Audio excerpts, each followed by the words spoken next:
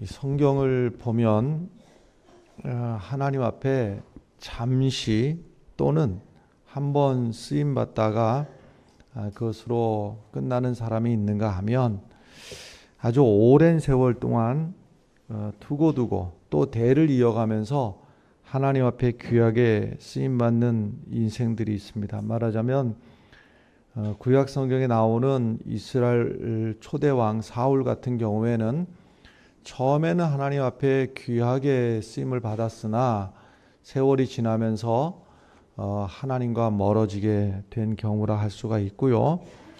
또 그런가 하면 구약 성경에 나오는 다니엘 같은 인물은 아주 오랜 기간 동안에 대략 한 60년 이상을 왕이 바뀌고 왕조가 바뀌는 그런 상황 속에서도 여전히 아주 중요한 일들을 맡아서 선한 영향력을 주변들에게 끼치는 그런 사람이 됐습니다.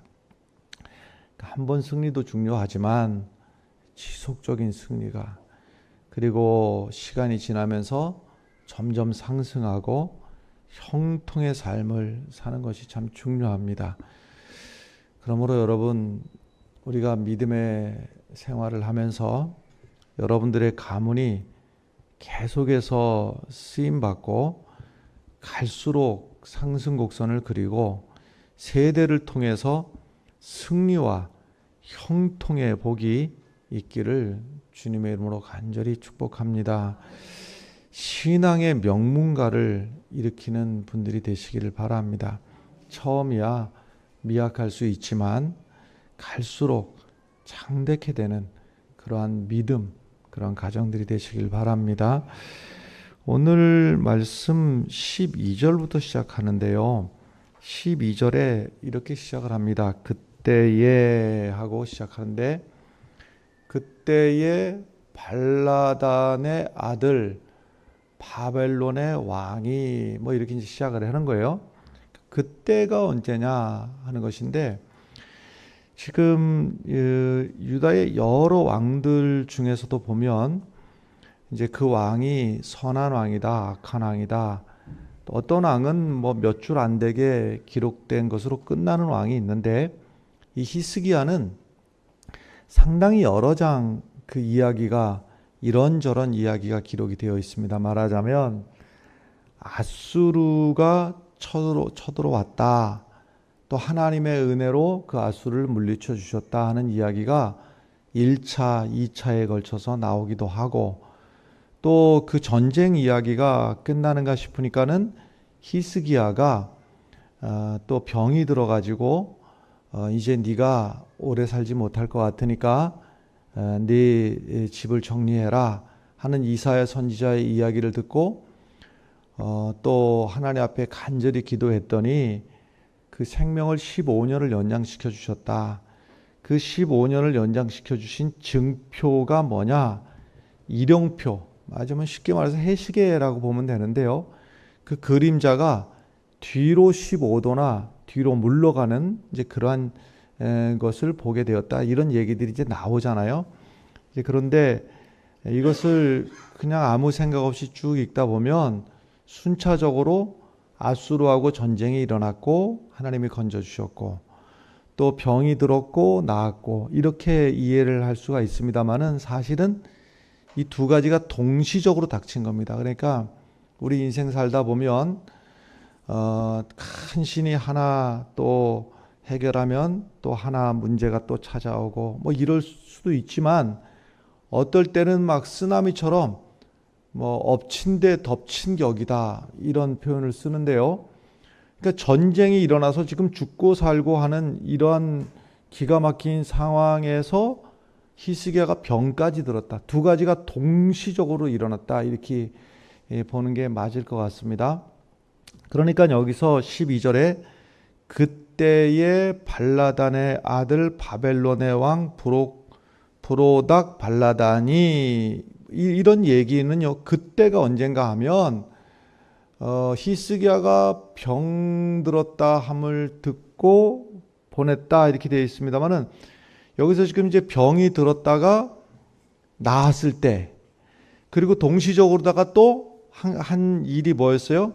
아수르가 쳐들어왔는데 하나님의 은혜로 그 아수르의 군대 18만 5천 명을 물리친 이야기, 이 두 가지가 동시적으로 있은 때에 이렇게 보는 게 맞습니다. 그러니까 얼마나 참 대단합니까? 죽을 병에 걸렸다가 나은 것도 하나님의 은혜요. 전쟁에서 완전히 패망할 뻔했는데 하나님의 은혜로 그 군사 강국 아수르를 물리치는 것도 하나님의 은혜였고, 그러니까 하나님의 치료의 은혜가 넘치고 그런가 하면 하나님이 주시는 승리가 있고 하는 이때에 바벨론 국가에서 위로차 축가 사절단을 히스기야에게 보낸 겁니다. 참 한마디로 말해서 너무 좋을 때인 거예요. 좋을 때, 이때에 하는 것은 너무너무 좋을 때, 은혜가 넘치고 하나님의 응답이 있고 하나님의 역사하심이 있고 하나님이 주시는 승리가 있고 하는 이때에 바벨론에서 사신들을 보냈는데 이 바벨론은 지금 이 유대 나라를 괴롭히던 아수르의 속국이었습니다. 그러니까 늘 호시탐탐 저 아수르에서 언제 우리가 독립을 해볼까, 우리가 언제 저 아수르를 좀 이겨먹어볼까 하는 이때에 소문을 듣자 하니까 히스기야가 그 막강한 아수르 군대하고 싸워가지고 이겼다라고 하는 이야기를 들으니까 이 문병차 이제 사신들을 보내가지고 겉으로 표면적으로다가는 우리가 문병차 왔습니다 이러지만 그 속내음은 뭐냐면 지금 이 유대 나라가 얼마나 대단하길래 저 아수르를 물리쳤을까, 우리가 이 유대 나라하고 서로 연합을 해가지고 저 아수르를 우리가 이겨먹어보자 하는 그러한 속마음을 가지고 지금 이 유대 나라의 국력이 얼마나 대단한지, 무기가 얼마나 대단한지, 군사는 얼마나 대단한지 이런 것을 염탐하러 사실은 이제 왔는데, 이것도 모르고 히스기야 왕이 지금 어리석게도 자기의 모든 전력을 다 노출시켜 버렸어요. 그래가지고서는 그냥 있는 것 없는 것 다 보여주고 말이죠. 이 창고에는 보물도 많습니다. 우린 무기는 이런 대단한 무기도 많습니다. 여러분, 무기라고 하는 것은요, 상대방에게 보여주지 않아야지 그게 진짜 무기인 겁니다. 상대방이 다 알아버리면, 말하자면 우리나라도 지금 떠다니는 비행기들, 또 모든 전략 자산들, 이것이 적국에 가갖고 다 분해가 되고 이게 성능이 어떻고 다 알아버리면 우리가 불리하게 되는 겁니다. 상대방이 몰라야 되는 거예요. 그런데 이 바벨론에서 와서 싹 보니까요, 저 안에 그냥 창고에 금은 보화도 많고 또 이러이러한 것도 있고 하니까 생각을 싹 바꿔가지고서는 지금 아수르를 먼저 상대할 일이 아니라 바벨론에서 이 유대 나라를 먼저 침략을 해야 되겠다. 여기를 침략을 해가지고 창고에서 본 거 금은도 뺏고 이 유대 나라를 먼저 전쟁을 해야 되겠다. 왜 지금 이 은혜의 순간에 하나님이 전쟁에서 건져주시고 하나님이 히스기야의 생명을 15년이나 연장시켜 주신 이 은혜의 자리가 오히려 은혜를 폭삭 쏟아버리고 오히려 전쟁을 불러오고 근심을 불러오고 말았다 하는 겁니다. 왜 이런 일이 생겼느냐? 영적 긴장감이 없어질 때 이런 일이 생기는 겁니다. 여러분, 우리가 누구나 그렇습니다. 누구든지 그렇습니다. 영적 긴장감을 놓치는 순간에 누구든지 넘어질 수가 있습니다. 저도 넘어지게 됩니다. 여러분도 넘어지게 됩니다. 이 영적 긴장감이 없을 때에 오히려 어려운 시절에, 지독하게 어려운 시절에 주여 주여 하면서 주의 이름을 부를 때에 여러분 어려움도 많고 죽을 위기 앞에서도 실제로 죽지도 않고 넘어지지도 않습니다. 오히려 주의 이름을 부를 때 세상 풍랑 다 나를 향해서 덮치는 것 같고 내가 금방이라도 죽어나갈 것 같은 그 순간에도 주의 이름을 부를 때에 죽지 않는다는 사실입니다. 언제 넘어지느냐? 오히려 먹고 살만해질 때, 이제는 되었다 할 때, 그때가 바로 영적 긴장감을 놓치는 그 순간이 넘어지는 순간이고, 그 순간이 망하는 순간이고, 그 순간이 하나님의 은혜를 떠나게 되는 순간이 되는 겁니다. 여러분, 히스기야가 하나님의 크신 은혜를 기도했더니 생명을 연장시켜 주시고, 아수르의 군대 18만 5천 명을 물리쳐 주시고, 이 은혜가 히스기야의 남은 세월 동안에 계속되고 대를 이어가며 계속되었으면 얼마나 좋을 뻔했습니까? 그런데 안타깝게도 히스기야가 영적인 긴장감을 놓쳐버리니까 그 아들 때에 가서는 오히려 하나님을 떠나고 하나님으로부터 책망받는 왕이 히스기야 다음 대를 이어서 아들이 책망받는 왕이 되고 마는 겁니다. 노아라고 하는 사람, 인류 역사에 얼마나 대단한 사람입니까?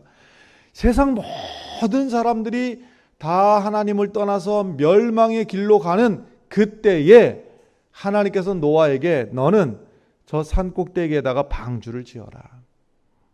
여러분, 산꼭대기에 방주를 지을 때 얼마나 어려움이 많았겠습니까? 얼마나. 우선 육신적으로다가는요, 아니 그 당시로서는 뭐 방주를 만들어도 나무 말고는 뭐 다른 재료도 없었을 터인데, 그 나무를 해서 산 아래로 내려오는 게 더 어렵겠습니까? 산 위로 올라가는 게 더 어렵겠습니까? 산 위로 올라가는 게 아무리 생각해도 어려워. 산 꼭대기에다가 방주를 지라 하니까 지금 나무를 벌목을 해도 그 나무가 무슨 뭐 나뭇가지 뭐 째까는 거 하나씩 들고 다니는 게 아니잖아요. 큰 나무 제목을 저 산 꼭대기까지 올라가려니까 얼마나 어려웠겠어요. 아니 그거는 차라리 견딜만 한데, 다른 사람들이 옆에서 저 미친 것 아니냐고, 저거 뭐 하는 짓이냐고. 아니 방주를 만들려면, 배를 만들려면 저 아래쪽에 물가 쪽에 만들어야지 저 산 꼭대기에다가 저 배를, 방주를 만드는 미친 사람이 어딨냐고. 사람들이 도와주지도 않으면서 수군거리고 욕하고 비난하고 얼마나 힘들었겠어요.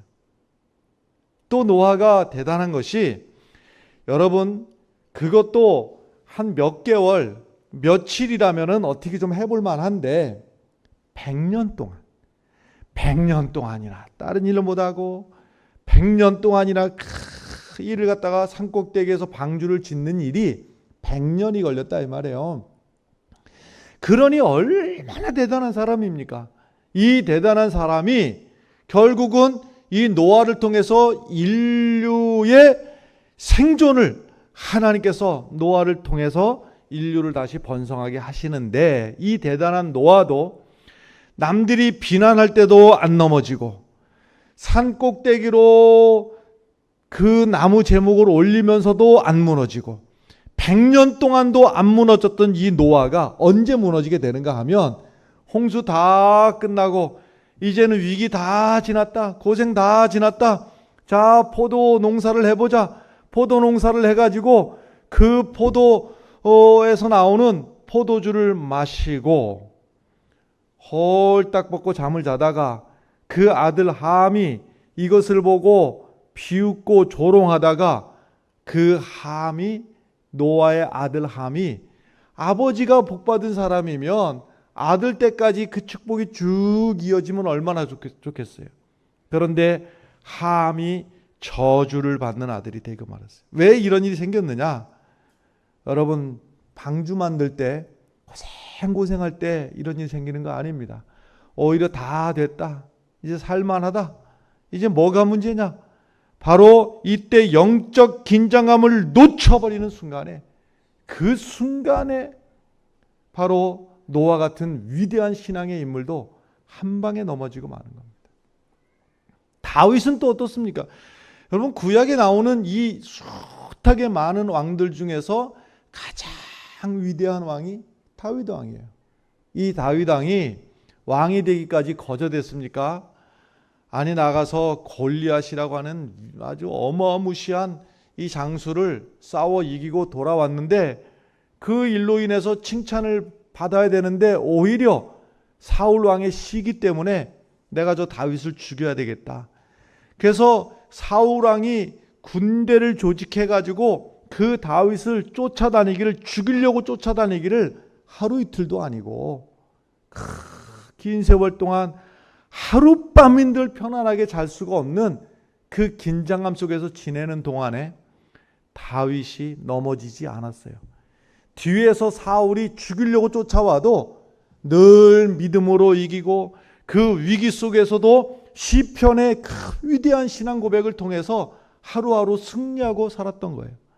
그리고 숱하게 많은 그 전쟁 속에서도 하나님이 또 지켜주시고 위기에서 건져주시고 넘어지지 않고 승리할 수가 있었는데 이제 어느덧 이제 살만하다, 먹고 살만하다, 주변 나라도 다 평정하고 이제 왕이 돼서 이 왕권을 누가 어떻게 도전도 할 수가 없고 주변 나라들이 오히려 속국들이 말이죠, 서로 예물을 바쳐오고 조공을 바쳐오고 이제는 전쟁에 다윗이 직접 안 나가도 됩니다. 그래서 이제는 다윗이 어려울 때는 그냥 하나님의 은혜를 늘 간구하고 살다가 이제는 직접 전쟁에 안 나가도 될 만큼 나라가 부강해졌어요. 그래서 암몬과의 전쟁에 장수들만 내보내놓고서는 뭘 했는가 하면 낮잠을 잤다. 낮잠. 여기서부터 문제인데 낮잠을 자고 일어나서 어슬렁어슬렁 하다 보니까 눈에 뭐가 들어오는가 하면 밧세바라고 하는 여인이 목욕하는 게 들어오고, 아니 남의 집 여인 목욕하는 거 일부러 보는 거는 더더욱 안 되겠으나 일부러 아니고 봤다 치더라도 얼른 고개를 돌리고 정상적인 거 아니에요. 그런데 그 밧세바의 눈이 가고 마음을 뺏기고 결국은 의도적으로 이 밧세바를 불러서 육적인 충동감을 이기지 못하고 죄를 짓고 이것을 숨기기 위해서 그 남편이 누군가 하면 지금 전쟁터에 나가서 싸우고 있는 충성스러운 부하 장수였어요. 그 남편을 죽이고, 아니 다윗 일생에서 만약에 지우개로 지울 수만 있다면 제일 먼저 지우고 싶은 것이 바로 이 사건일 거예요. 이 사건이 언제 생겼는가 하면 영적으로 나태함을 가지고 영적 긴장감을 놓쳐버리고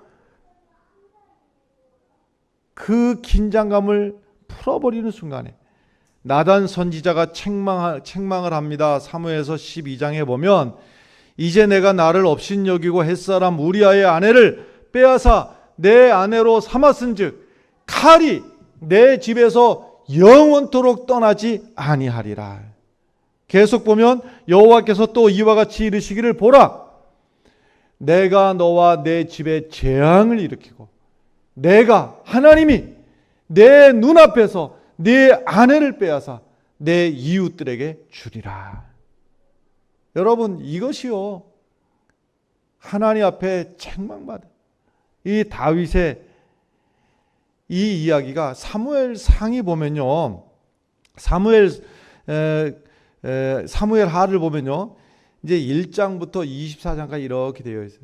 그런데 그 앞에부터 1장부터 10장까지는요 쭉 올라가는 어려움 속에서 하나님이 건져주시고 도와주시고 함께 하시고 하나님이 올라가는 이야기다.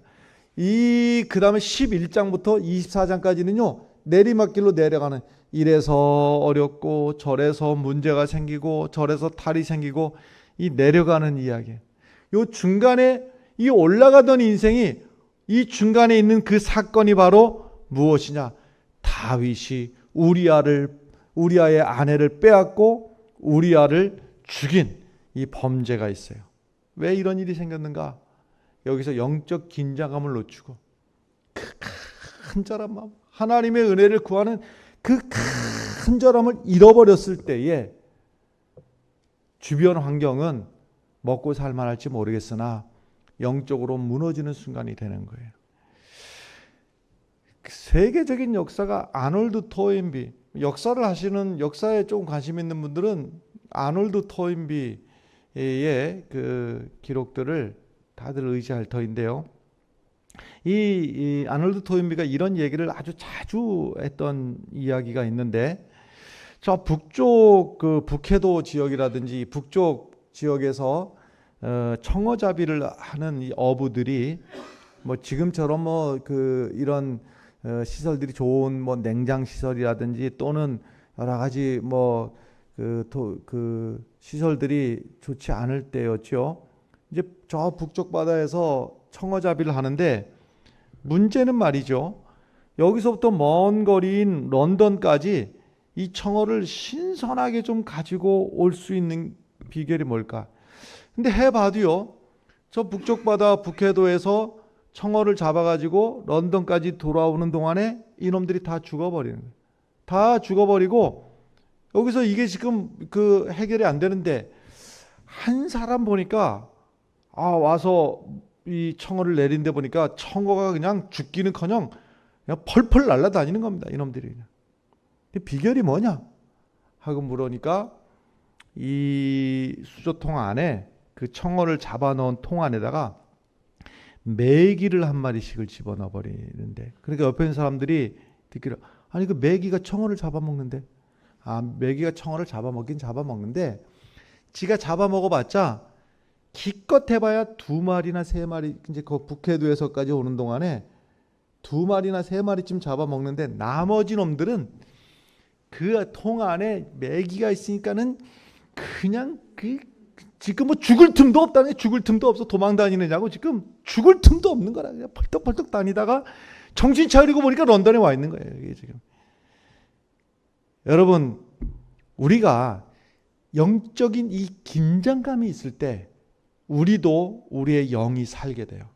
이 영적인 긴장감을 놓쳐버리는 순간에 우리는 망할 수밖에 없어요. 베드로전서 4장 7절이 이렇게 권면해 줍니다. 만물의 마지막이 가까웠으니 그러므로 너희는 정신을 차리고 근신하여 기도하라. 정신을 차리고 근신하여 기도하라. 여러분, 이 말씀을요, 내게 주시는 말씀으로 받으시길 바랍니다. 여러분, 우리가 육적인 쉼은 필요하지요. 그래서 하나님께서 엿새 동안은 힘써 일하고, 그리고 하루는 쉼을 가지라고 말씀을 해주고 있지만, 그 영적인 긴장감마저 놓쳐버리면 이거는 한 번의 실수로 끝나는 것이 아니라 계속되는 하나님의 축복과 하나님의 은혜를 가로막아 버릴 수가 있습니다. 이 히스기야 왕이 그냥 긴장감이 풀어지니까는요, 이웃나라 바벨론의 사신들에게 그냥 온갖 그 창고 문도 열어 보이고, 뭐 이것도 보여주고 저것도 보여주고, 왜? 으쓱하고 싶은 거야. 내가 이렇게 대단한 사람이야. 15절의 말씀 보면요, 히스기야가 대답하되, 15절 중간쯤부터 보면 히스기야가 대답하되 내 궁에 있는 것을 그들이 다 보았나니, 내 궁에 있는 것을 그들이 다 보았나니, 나의 창고에서, 내 창고에서 하나도 보이지 아니한 것이 없네. 내 궁에 있는 것, 내 창고, 내 집, 내 보물, 다 나를 강조하고 있는 것이에요. 이 모든 것이, 아니 하나도 하나님이 지켜주지 아니하셨으면 하나도 내게 없을 거예요. 그런데 여기에서 하나님의 도우심으로 내가 지금 누리고 있는 것을 하나님께서 은혜 주셔서, 하나님이 막아주셔서, 하나님이 지켜주셔서, 하나님이 이기게 해주셔서 내가 누리는 이것을 내 것, 내 것, 내 것이라고 하나님의 은혜를 잊어버리고 있는 것이에요. 하나님의 은혜를 잊어버리는 순간에 하나님의 은혜는 떠나게 되는 겁니다. 여러분, 히스기야 왕이 얼마나 개혁을 많이 한 왕인지 몰라요. 히스기야 왕이 이렇게 뭐 여기서는 지금 참 안타깝지만, 히스기야 왕이 여기까지 오기까지요 한 게 많습니다. 종교개혁을 엄청난 종교개혁을 이룬 것들이 많아요. 그 아버지 때에 그 못된 아버지가 하나님의 성전을 더럽히고 우상을 섬기고 했던 것 싹 정리하느냐고요. 성전을 깨끗하게 정결하게 했죠. 아니, 왕이라고 그래서 그냥 여봐라 해라 이렇게 되는 게 아닙니다. 여러분 뭐든지요 기존에 있던 것들을 개혁을 하려면 저항이 말이죠. 여러분 그냥 되는 게 아니에요. 연속극에서도 보면요 왕이 뭐라고 한마디 하려고 하면 임금이 한마디 하려고 하면은요 아니 되옵니다부터 시작해가지고서는 그 저항이 어마어마한 저항인데 히스기야가 그거 다 이기고요 이것도 해결하고 저것도 해결하고 성전도 정화하고 하나님의 제사장들도 올바로 세우고 우상을 섬기는 제사장들을 타파하고 다 잘했어요. 문제는 외부의 것들은 다 개혁을 이뤘는데 무엇을 개혁을 하기가 힘드냐면 내 마음 하나 개혁하기가 이렇게 어려운 거예요. 면역력이라고 하는 말 들어보시잖아요. 예를 들면 B형 간염 뭐 이런 것들이 이제 그 주사로다가 항체를 몸에 집어넣으면 면역력이 생깁니다. 그래서 그 간염에 대해서 내 몸이 저항할 수 있는 힘이 생기는 그 면역력이라고 하는 거예요. 대부분의 예방주사라는 게 면역력을 키우는 일들이죠. 근데 이렇게 면역력을 키워가는 각양의 뭐 여러 가지 그 면역하는 주사제가 있습니다만은요, 절대 면역이 안 되는 게 있어요. 절대 면역이 안 되는 게 있어요. 그게 뭐냐면 우리 마음입니다. 이 마음이 면역이 안 돼요. 면역이 안 돼요. 나는 안 그러겠지. 여러분 자신하다가 100% 넘어가는 겁니다. 나도 넘어질 수 있다. 오히려 나는 언제든지 넘어질 수 있다라는 이 영적 긴장감을 놓치지 마시기 바랍니다. 우리가 남에 대해서는 뭐 이러쿵저러쿵 쉽게 말할 수 있는데 내가 얼마나 연약한 존재인지를 이 긴장감을 놓치는 순간에 넘어지는 겁니다. 이 겨울에 길을 걸어갈 때 하지 말아야 될 몇 가지 일들이 있죠. 특히 비탈진 곳, 빙판 있는 곳, 얼어붙은 곳, 지나갈 때 절대로 하지 말아야 될 짓. 주머니에다 손 넣는 일 하지 말아야 되고, 몸을 똑바로 세우는 일 하지 말아야 되고, 어떻게 해야 됩니까? 난 지금 넘어질 수 있다라는 생각을 가지고 벌벌 기다시피 해서 가는 사람은 넘어져도 크게 안 다칩니다. 넘어져도 미리 준비를 하고 있다가 넘어져도, 그런데 나는 안 넘어진다 하고 주머니에 손까지 넣고 꼿꼿하게 걸어가다가 넘어지는 순간이면, 넘어지기도 잘 넘어지고 넘어지는 순간이면 한 방에 가신다. 그럼 우리 신앙에 있어서도 이 긴장감을, 나는 언제든지 넘어질 수 있는 연약한 존재다. 하나님의 은혜가 아니고서는 내 힘으로는 살 수가 없다. 할렐루야. 참 좋아하는 찬송 중에서 438장 찬송이 참 아주, 이거는 너무너무 좋은 찬송이에요. 내 영혼이 은총 입어 중한 죄짐 벗고 보니, 그 다음에 중간에가 빠져내려가죠.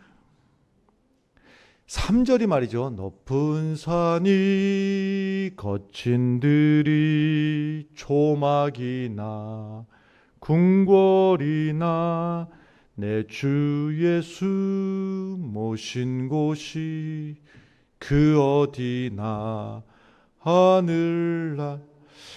근데 말이죠, 지금 이 찬송이 내 마음속에는 입으로 이렇게 하는 찬송이 아니라 내 마음에 진실로 고백이 되어진다 하는 그 지경까지 경험을 해보신 분들이 있을 수도 있고 없을 수도 있어요. 근데 없을 수도 있다는 거는 그냥 입으로단 찬송하는데 지금 이게 무슨 상황인지를 그냥 모르는 사람도 있을 수 있는. 모르는 사람은 괜찮아요. 몰라도 괜찮아요. 그런데 이제 이 지경에 지금 이 찬송이 무슨 찬송인지를 아시는 분 말이에요. 아시는 분은 지금부터 잘 들어보십시오. 그 다음에는 둘 중에 하나입니다. 둘 중에 하나예요. 둘 중에 하나는 말이 무슨 말인가 하면 내 주 예수 모신 곳이 조막이나 궁궐이나 내 주 예수 모신 곳이 그 하늘나라인 것을 경험해 본 사람은 둘 중에 하나로 가는 거예요. 그냥 있지 않아요. 하나는 무엇이냐면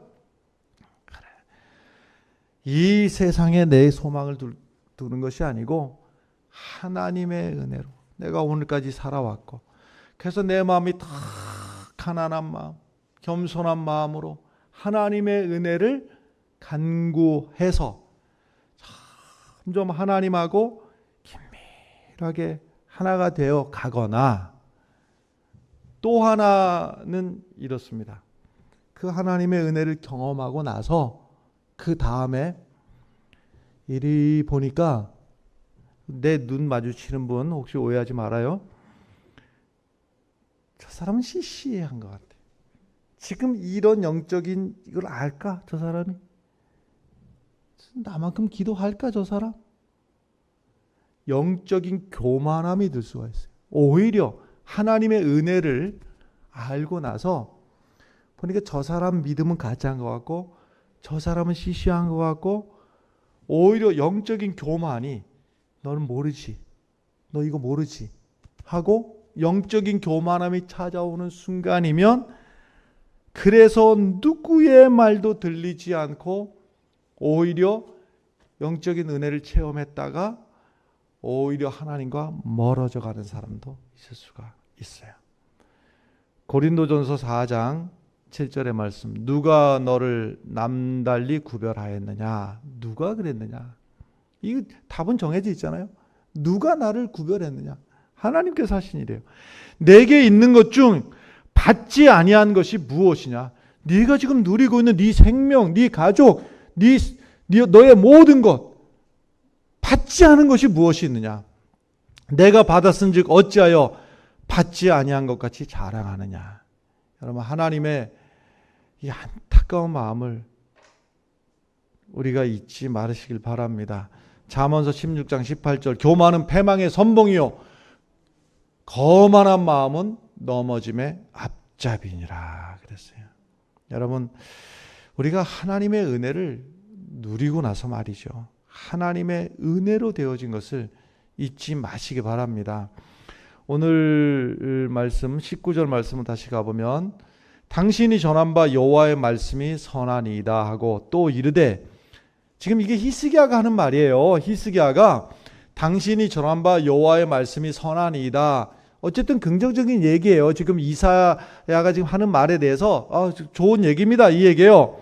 또 이르되 만일 내가 사는 날에 태평과 진실이 있을진데 어찌 선하지 아니하려.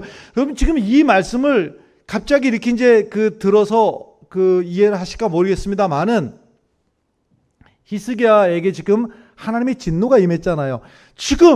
당신 지금 잘못했어. 지금 이래서 지금 정신 차려야지. 지금 이사야가 안타까운 마음으로 전하는데 여기서 지금 이 뉘앙스가 어떤 뉘앙스냐면 그런 거 같긴 같습니다만은 말하자면 근데 좋은 말씀 하시네요. 한가하게 간절함이 없이 대비가 되는 것이요. 히스기야가 원래 이랬던 사람이 아니다 이 말이에요. 히스기야가 어떤 사람이냐면 역대하 32장 20절에 보면 히스기야가 병들어 죽게 되었을 때 히스기야 왕이 아모스의 아들 선지자 이사야와 더불어 하늘을 향하여 부르짖어 기도하더니 그래. 자기 그 생명을 위해서는 하나님 앞에 간절한 마음으로 부르짖어 기도했던 이 사람이 이제는 당신이 지금 영적으로 나태해져 가지고 하나님의 은혜가 떠날 것이며 당신의 자녀들 떼에서 포로로 끌려갈 것이다. 이 엄청난 말씀 앞에 그러시든지 저러시든지 맞긴 맞는 것 같은데 하고 느긋하게 지금 남 얘기하듯이 이러고 있다 이 말입니다. 여러분, 간절함을 가지고 하나님 앞에 나와야 됩니다. 이 모세가 말이죠. 모세가 자기 백성이 멸망받을지도 모른다고 하는 이 위기 앞에서 모세가 출애굽기 32장에서 모세가 여호와께 다시 나와 여짜오되 슬프도소이다. 이 백성이 자기들을 위하여 금신상을 만들어 싸우니 큰 죄를 범했나이다 하고, 그러나 이제 그들의 죄를 사하시옵소서. 그렇지 아니하시면 원하건대 주께서 기록하신 책에서 내 이름을 지워버리시든지. 여러분, 이 죽고 살기로 하나님 앞에 간절함을 가지고 나아갈 때에, 이 몸부림이 있을 때에 하나님께서 그 하나님의 은혜를 지속시켜 주시는 것입니다. 우리가 경제적으로든지, 교회도 마찬가지고 가정도 마찬가지, 어떨 때는 이런 문제가 우리 집에 없으면 좋겠는데, 오히려 말이죠, 그 문제가 나를 발목 잡고 있을 때는, 다시 말씀드리지만 간절히 하나님의 도우심을 구하면서 오히려 영적으로는 무너지지 않습니다. 오히려 이 문제 다 지나가고 저 문제 없어지고 이제는 살만하다 싶을 때에 하나님의 은혜를 떠날 수가 있어요.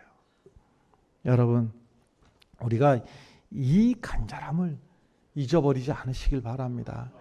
주일날 예배를 드리더라도 말이죠, 그냥 시간 됐으니까는요, 일어나서 그냥 더 봐서 그냥 오늘 그냥 예배 드리고 끝났나 하고 또 오늘 때웠다, 이렇게 신앙생활 하지 마시기 바라요. 똑같은 교회를 오는 그 걸음걸음에서도요, 하나님의 은혜를 간절히 사모하는 마음으로, 또 예배를 드리면서도 이 말씀은 오늘 내게 주시는 말씀, 이건 내게 주시는 말씀이다 하고 내 영혼이 아멘으로 반응하고 내 입술이 아멘으로 반응하고 말이죠. 또 돌아가면서도 오늘 주신 말씀, 그래 내 잊어버리지 아니하고 내가 간직하리라, 또 되새기고, 이 간절함과 이 안타까움을 가지고 하나님 앞에 나오시기를 바랍니다. 기도하겠습니다. 하나님 은혜 감사합니다. 하나님 아버지, 하나님 앞에 우리의 신앙이 나태하지 않게 하시고 먹고 살만할 때 하나님께서 우리에게 은혜를 주셨을 때에 하나님의 은혜를 떠나지 않게 하여 주시옵소서. 간절한 마음을 가지고, 갈급한 마음을 가지고 주 앞에 서게 하여 주시옵소서. 예수님 이름으로 기도합나이다.